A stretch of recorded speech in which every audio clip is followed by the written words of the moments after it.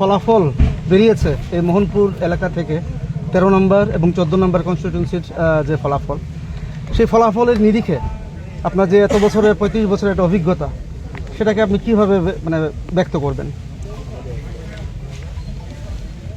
জনগণের রায় সর্বশ্রেষ্ঠ, এখানে কারো কিছু বলার নেই। জনগণ যা রায় দেবে তাকে মাথা পেতে নেওয়া সবার দায়িত্ব কর্তব্য।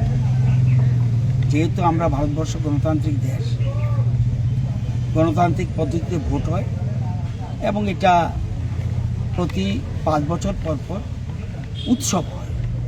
আমরা যেমন দুর্গাবছর প্রতি বছর করি, গণতন্ত্রের উৎসবটা হলো ভোট।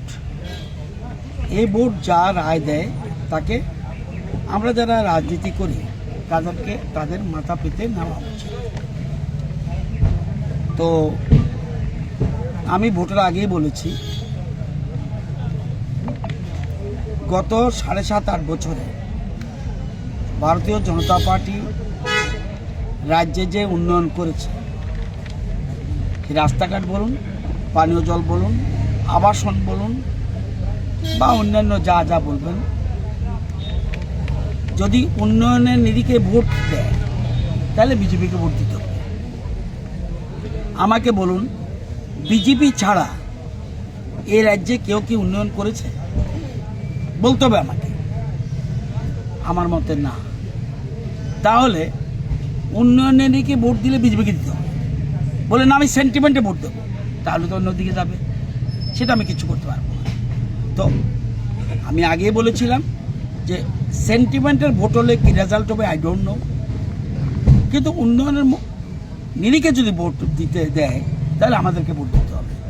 7.5 বছরে 8 বছরে ভারতীয় জনতা পার্টি কেন্দ্রীয় প্রকল্প এবং রাজ্যের প্রকল্প যে ডেভেলপমেন্ট করেছে রাজ্যে, আমার এলাকায় বলুন, বুজ্জনগর ওয়াকিনগর কেন্দ্রটা বামটিয়ার একটা অংশ, সিমনার একটা অংশ, মান্দার একটা অংশ এবং মোহনপুর বিধানসভার একটা অংশ মিলে বুজ্জনগর ওয়াকিনগর।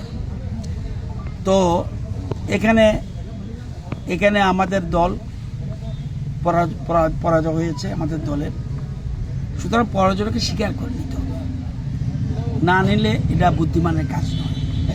আমি তো ইগু হলেও হবে না, আমার ইগু থাকলেও হবে না, কিন্তু যারাই জিতেছে এবং জনগণের রায় দিয়ে সবাইকে, যারা হেরেছে যারা জিতে সবাইকে আমি ধন্যবাদ দিই যে ব্যাপক সন্ত্রাস, ব্যাপক ছোটোখাটো ঘটনা হয়েছে ভোটের দিন, কিন্তু ব্যাপক সন্ত্রাস হয়নি।